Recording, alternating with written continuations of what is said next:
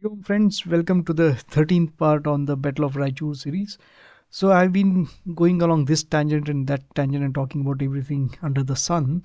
But I just remembered I completely forgot to actually give an explanation of the topography of Raichur itself and its strategic location. So, let's move on to the slides. Okay, just give me a quick minute. There we go. So in this Google Maps snippet, I have shown Vijayanagara, that is Hampi in green, Raichur in orange, and Bijapur or Vijaypura as it has been renamed in black. So just to get an idea of the distances, so distance between Vijayanagara and Raichur is around 137 kilometers, so give or take a few kilometers. And that from Bijapur to Raichur is around 184 kilometers. So obviously more accessible and near to Vijayanagara than to Bijapur. So this was at the outermost limits of Bijapur.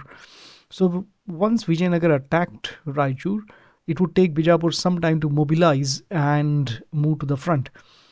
And while geographically it was closer to Vijayanagara, the flat terrain made offensive action very difficult as fast moving cavalry forces of the Deccan Sultanates were generally in their element on the plains.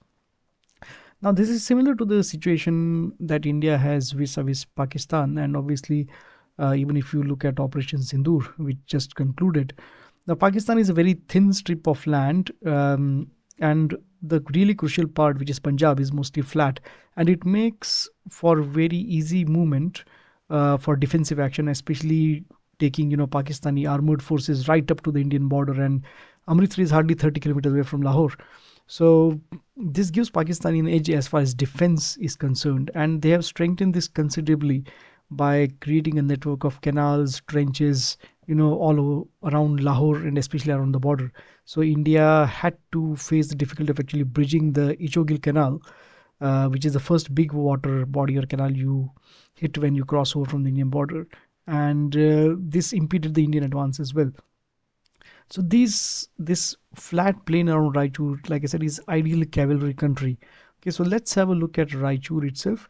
So this is a 3D view of Raichur fort from Google Earth, and you can see that this fort dominates the surrounding countryside, which is pretty much a flat plain.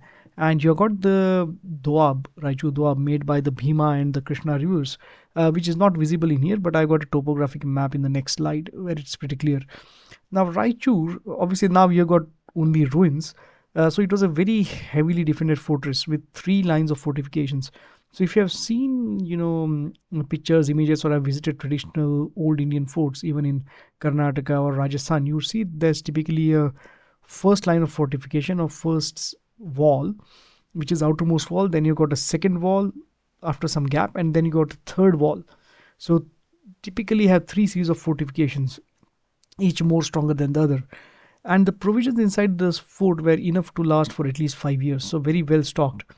And the garrison was very strong as well, so it had 8,000 men, 400 cavalry, 20 elephants, and 30 trebuchets. So we have seen what trebuchets were. These were known as Manjanik e Maghrib, or Maghribi in Persian. And the trebuchets were big machines which could throw or hurl between 1,000 to 2,000 kilos of weight, and this would cause tremendous destruction, especially in packed infantry ranks. And even more importantly, the battlements had over 200 heavy artillery cannons and a number of small cannon which could be kind of swiveled around. And we have seen a few examples of these cannons, in the one of the earlier videos of this series. And the walls were defended by musketeers, archers, soldiers, and all of this combined would launch a devastating battery on the besieging army. So they would absolutely hammer the attackers because there was just the open plain. There was no shelter, no defense, nothing behind which you could hide. So you had an absolute open view. And what happens once the Raichur kind of war started? The main gate of the city was sealed as soon as they came to know that the Vijayanagara army was on the move. So they got some reinforcements from Bijapur, and after that they just sealed the main gate. So this is a map I had traced many years back, and this is from my article on the Battle of Raichur posted on my blog.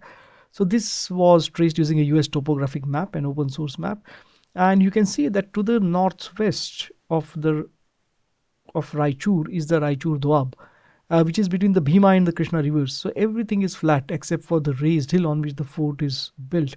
So very ideal country to defend. And it was no wonder that this fort was very strategic, because whoever controlled the fort controlled the Raichur doab. Okay, friends, so that's all for this time. So in the next part, we will actually see the march of the Vijayanagara army, and I'll also describe how the battle took place. So I'm just trying to figure out a way to animate in either Libre or Impress, which I use, which is kind of a substitute of PowerPoint, or in another video editing software, just to show some more interactive animation. So that's all for this time, friends.